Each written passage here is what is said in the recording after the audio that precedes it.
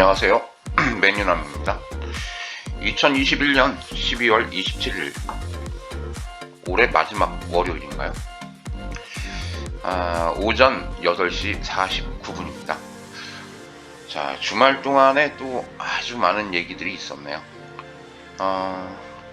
크게 두 가지 가장 중요한 정치 소식은 일단 김건희 씨 사과죠.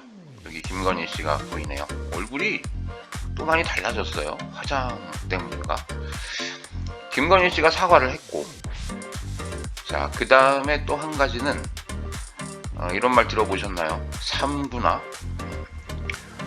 그 유튜브 채널인 3프로TV에서 윤석열 후보랑 이재명 후보의 어떤 대담 내용을 동시에 이제 보여줬죠.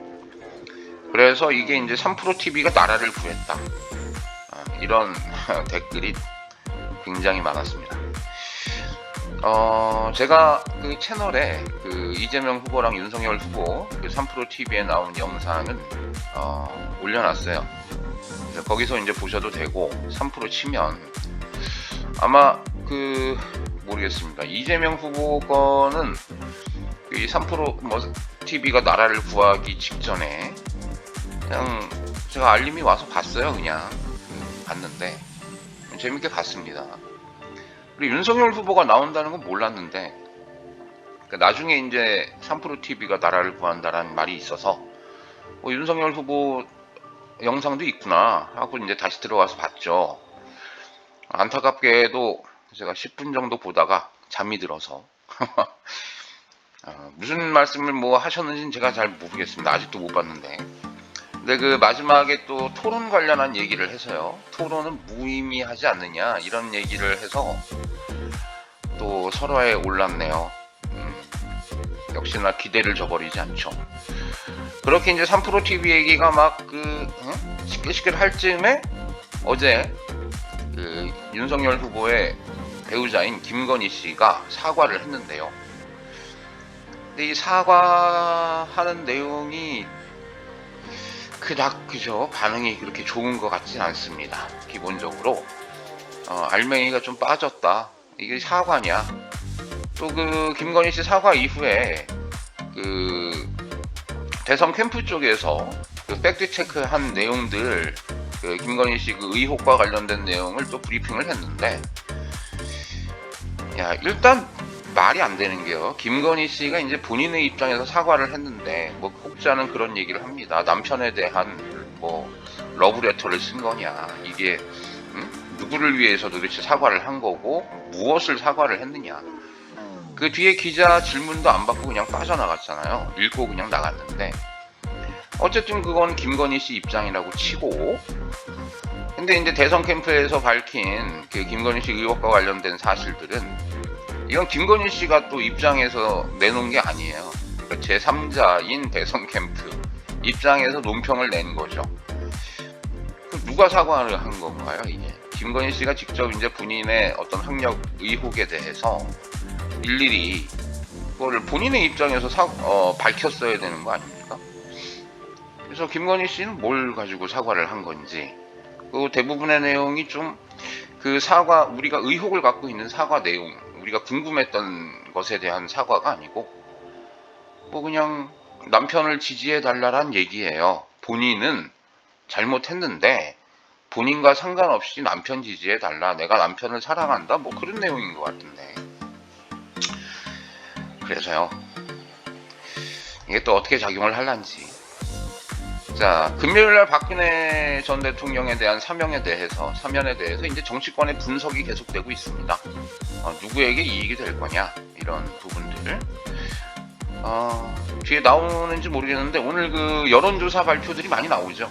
여론조사 발표가 나오면 이재명 후보가 앞섰다는 내용도 있고, 굉장히 초박빙이다 이런 내용도 있고, 그 중에 눈에 띄는 건 이 박근혜 씨 사면에 대한 국민들 여론조사 결과가 나왔는데, 대략 그 민주당 지지자들의 50 과반 이상, 그 다음에 국민의힘당 쪽은 한 80% 정도가 박근혜 사면에 대해서 잘했다 이렇게 평가를 하고 있어요. 제가 보니까 그 민주당 쪽에 일부 박근혜 사면에 대해서 거칠게 비판하고 있는 그런 분들도 계신 것 같습니다. 원론적으로 보면 사실은 박 전 대통령 고위공직자들에 대해서 이렇게 사면을 하는 게 옳지는 않아요. 근데 이게 원론적으로 접근을 꼭 해야 되는 부분은 또 아니라고 생각을 하거든요. 그래서 어쨌든 전체적으로는 국민들의 다수 이상은, 과반 이상은 박근혜 사면에 대해서 이쯤 한 것이 나쁘지 않다, 이런 쪽으로 해석을 하고 있는 것 같습니다. 김건희 씨 사과에 대해서 뭐 더 할 말은 없는데, 홍준표 씨가 이제 한마디 딱 한 게 저는 맞는 것 같아요. 국민 분노를 과연 가라앉힐 수가 있느냐. 홍준표 의원도 그렇게 생각을 하네요. 반면에 이 대표는요, 이준석 대표는 그 용기만큼은 긍정적으로 평가를 해야 한다 라고 했는데, 자, 김건희 씨 사과를 누가 기획을 했을까요? 제 생각에는 결국은 이 운을 띄었거든요. 임태희 실장 아시죠? 그 대선 캠프에. 그럼 임태희 실장이 누구 신복이냐면 결국은 그 김종인 총괄위원장의 신복이란 말이죠. 그럼 김종인 위원장과 임태희 그 상황본부장이 김건희 씨 사과를 만든 거예요.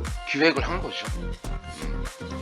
그래서 당연히 그쪽 입장에서는 이걸 본인들이 기획해놓고 부정적으로 평가할 일은 없을 것 같습니다.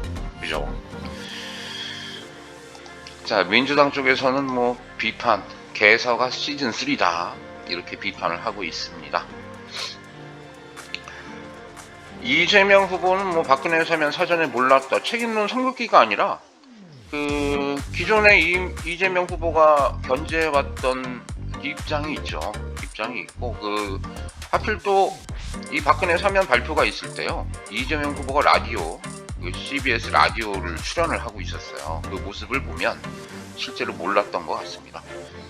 책임론 성급기가 아니라 진짜 몰랐던 거죠. 이게 문재인 대통령이 다 끌고 가는 그런 모습이었어요. 자, 송영길 후보, 요것도 좀 주목을 해봐야 됩니다. 윤석열 안철수보다 이재명 안철수 결합이 가능하다, 뜬금, 이런 얘기를 왜 했을까? 어떻게 분석을 할 수 있을까요? 지금 이런 생각 해보면 되죠. 윤석열 후보가 계속되는 헛발질 때문에 지지율이 빠지고 있어요. 자, 그러면 그 지지율이 어디로 가겠습니까? 부동층으로 그냥 흘러가는 상황인 것도 있고, 또는 안철수 후보 쪽으로 조금씩 이동하는 모습도 아마 보여지는 것 같습니다. 그러면 결국 나중에 안철수 후보라든가 윤석열 후보 쪽에서 야당 후보 단일화를 할 가능성도 생기는 거죠. 그렇게 되면은 민주당 입장에서는 조금 문제가 생길 소지가 있어요. 이게 지금 지지율이 박빙을 달리고 있는데, 그래서 미리 이제 그러한 효과를 좀 차단하는, 갈라치기 하는 그런 의미에서 지금 송 대표가 그런 얘기를 한 거 아니냐. 참 머리가 아픕니다. 이 선거를 치르는 양쪽 캠프에서 머리 쓰는 게 보통이 아니죠. 근데 안철수 후보에 대한 제 개인적인 생각은 뭐 대통령감은 아니라는 생각을 가지고 있고요.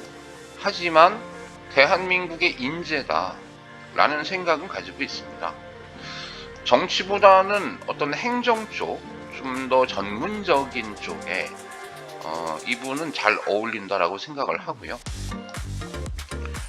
그래서 좀 같이 민주당이랑 참여하는 것도 나쁘지 않을 것 같고, 근데 대부분 안철수 후보의 측근들이요, 지금 국민의당에서 국민의힘당으로 많이들 옮겨가 있거든요. 그래서 안철수 후보 같은 경우에는 국민의힘당을 좀 더 염두에 두고 있지 않느냐. 왜냐하면요, 안철수 후보가 문재인 정권을 너무 싫어해요.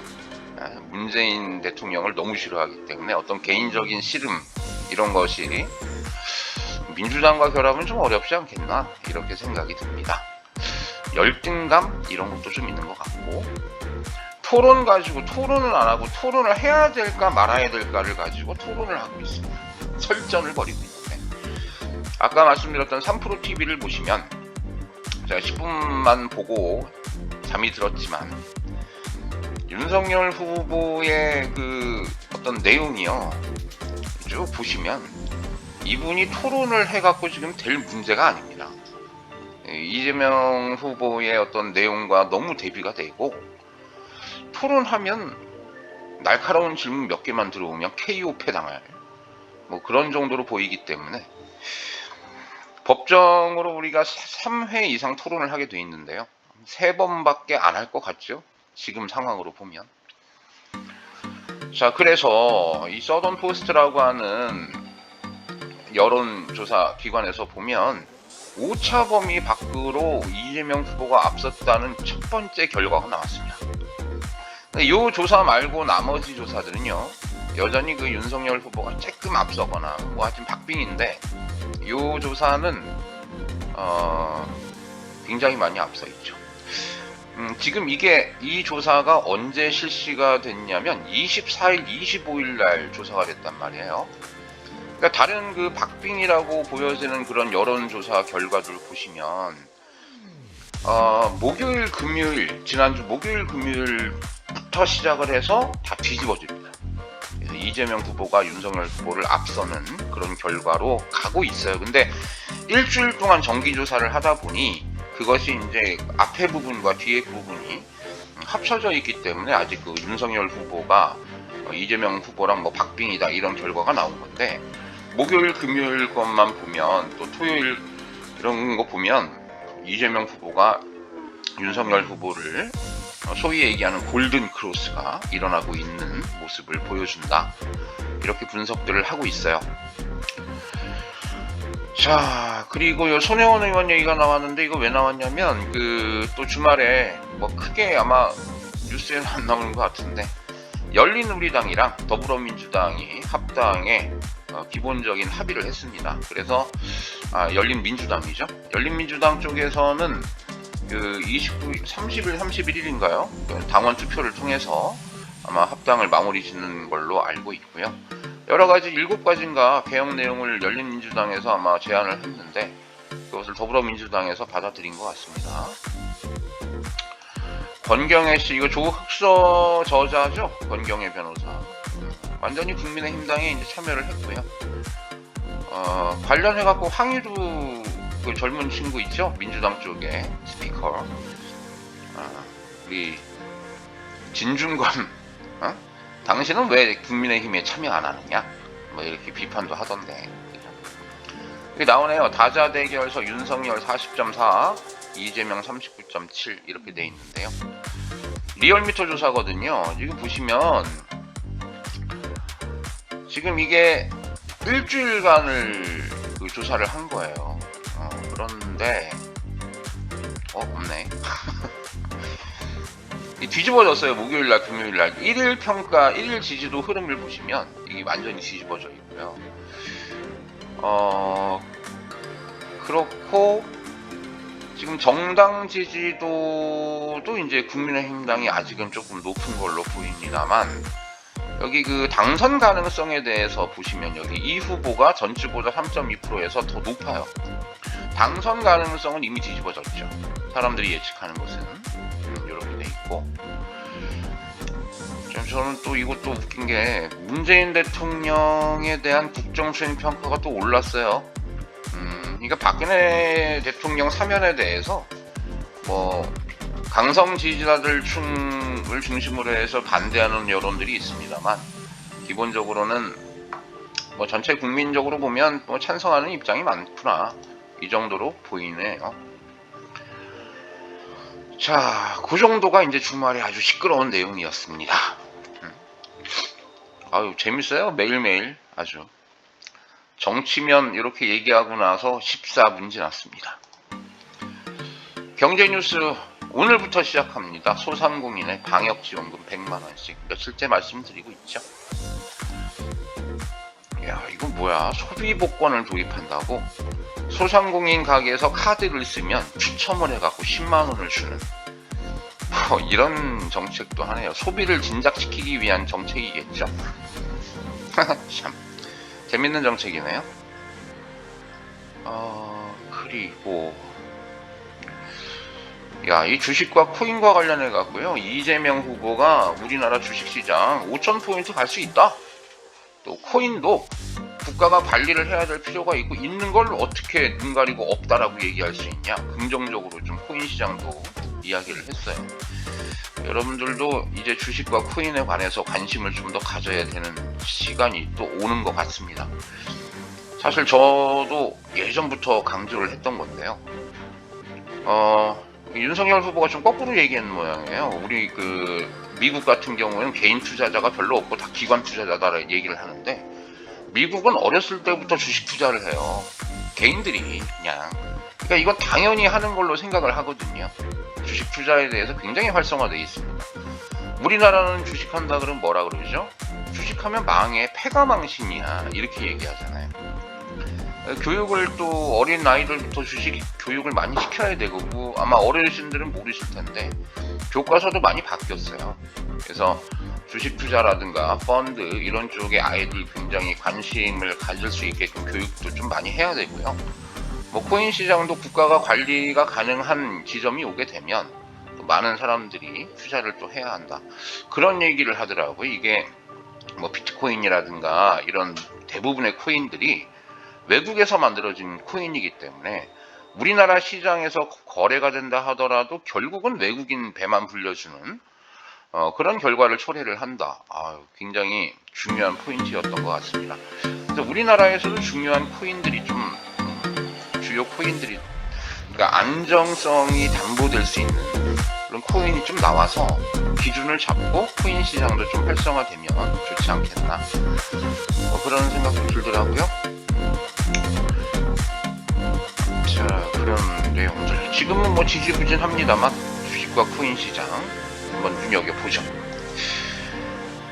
자, 사회 뉴스에서는 여전히 박근혜 사면과 관련된 내용이 나와 있는데, 아까 제가 여론조사를 말씀드렸죠. 촛불에 대한 배신감은 들 수 있으나, 자,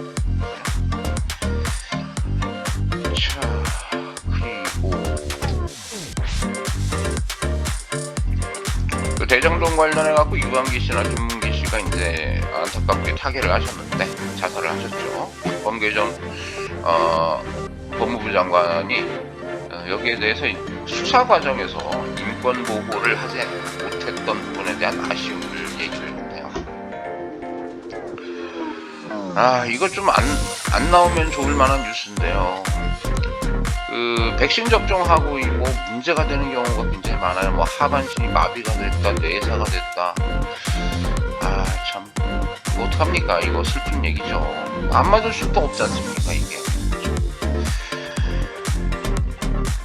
이혼 소송 중에 남편 도장을 위조해갖고 아픈 자녀를 전입신고했다. 대법원에서 무죄 판결이 나왔나 봅니다.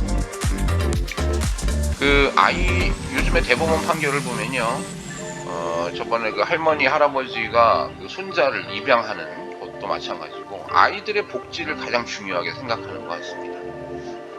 대법원의 전체적인 내용이고, 대법원 얘기가 나와서 그런데 아주 중요한 판결이 하나 나왔어요. 그 판결이 아니고 이제 그 재판 과정에서 조국 전 장관 관련한 정경심 교수 재판에서 2심 재판이 지금 진행 중인데, 가장 결정적인 역할을 했던 대학교 동양대에 있었다는 PC와 그 다음에 이제 조국 전 장관의 PC, 여기 내용에 관해서 증거 능력을 인정하지 않겠다, 이런 얘기가 지금 재판부에서 나와서 출렁이고 있습니다. 지금 정경심 교수가 뭐 주말에 좀 넘어져갖고 뇌진탕도 걸리셨다는데 4년형을 지금 선고를 받았었던 상황이었거든요. 근데 거기에 가장 중요한 핵심적인 증거가 되는 PC가 증거 능력에 들어가지 않으면 거의 무죄라고 봐야죠, 이거는. 그래서 지금 윤석열 후보에게는 그게 또 굉장히 큰 악재가 될 수 있습니다. 그게 또 제가 생각이 나네요. 중요한 내용이었는데 지금 다뤄지질 않고 있죠, 거의. 아마 2심, 3심까지 갈 텐데, 뭐 지금 받은 4년 징역형까지는 좀 안 되지 않겠나. 최소는 무죄까지도 나올 수 있을 것 같이 보입니다. 자, 뭐 그러면 세계 뉴스 20분 넘어갔어요. 세계 뉴스. 참 이게 너무 길면 보는 학생들도 그렇고 저도 그렇고 다시 보기가 너무 힘들어요. 세계 뉴스만 보죠. 주말에 무슨 일이 있었나. 미국 매체에서는 베이징 올림픽 외교적 보이콧, 동맹 단합이 부족했다, 제한적인 성공이다. 우리나라는 아직 입장을 안 밝힌 걸로 알고 있습니다. 북한과 관련된 내용도 있기 때문에 우리나라는 좀 선택이 어려운데 어쨌든 일본은 했죠. 이거를. 자, 얼마 지나지 않으면 베이징 올림픽인가요? 뭐 우리나라 대선이 있기 때문에 베이징 올림픽이 별로 관심사가 아니라서. 하루 확진자가 미국이 20만 명을 넘었군요. 야, 연말 전 하루 100만 명까지 내다보는 그런 상황 다시 문제가 됐고, 과연 미국은 다시 셧다운을 할 거냐? 관련해갖고 바이든 대통령은 셧다운은 없다 이렇게 얘기를 했습니다. 지금까지는 그렇죠. 기시다 뉴욕 NPT 회의 직접 참석은 포기했다. 일본은 한참 또 제가 관심을 갖고 보고 있었는데 기시다가 하도 뻘짓거리를 많이 하니까 보니까 이제 성과 뭐 제2방역이라고 합니다. 그래서 61%가 방역을 잘한다는데 왜냐하면 수치가 안 나오니까요. 그리고 이제 제일 중요한 건 오미크론 얘기가 나오면서 바로 문을 닫아버렸죠. 일본이. 다른 나라 WHO나 이런 데에선 비판을 많이 했습니다만 어쨌든 그래서 한국보다 빨리 문 닫아서 오미크론 방역이 잘 됐다 이렇게 자체적으로 평가를 하고 있는 것 같아요. 일본은. 기시다가 성과가 많이 지지율이 올랐다 이런 얘기는 대선 끝나고 보죠. 자,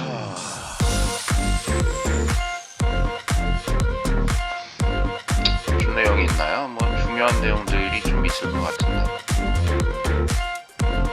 우크라이나는 어떻게 되죠? 우크라이나 내용은 주말 사이에 별일은 없었나봐요. 나오질 않고 있네요. 자, 이거 제임스 웹이라고 해서요. 이거 허브를 잇는 차세대 우주망원경. 이거 사실 좀 재밌는 내용인 것 같은데 여러분들 과학에 좀 관심이 있으신 분들은 좀 짚고 넘어가셔야 되는 내용입니다. 생명체가 살고 있는 새로운 행성을 발견할 수도 있지 않겠습니까? 우주인을 우리가 보게 될까요?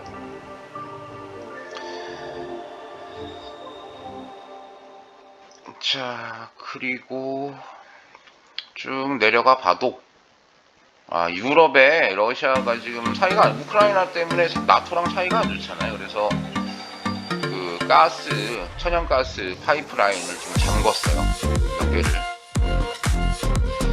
이게 지금 에너지 겨울을 앞두고 에너지 수급에 전 세계적으로 좀 공급망에 문제를 일으킬 가능성이 있습니다.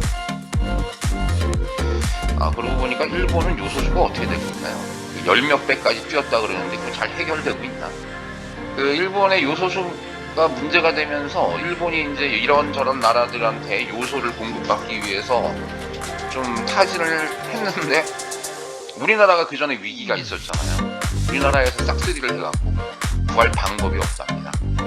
근데 그거를 요소를 또 천연가스를 이용해서도 만들 수 있나 보죠. 근데 지금 천연가스도 지금 방금 보셨듯이 공급에 문제가 생기고 있는 상황이라 일본의 요소수 문제가 해결이 잘 안 된다라고 하는 것 같던데. 자, 월요일입니다. 말도 많고 탈도 많은 대선 전국입니다. 날씨가 무척 춥죠. 연말에 날씨도 추운데 항상 건강에 유념하시고요. 새로운 한 주, 올해 마지막 주잖아요. 2021년 마무리를 잘 하시길 바랍니다. 자, 저는 내일 뵙겠습니다.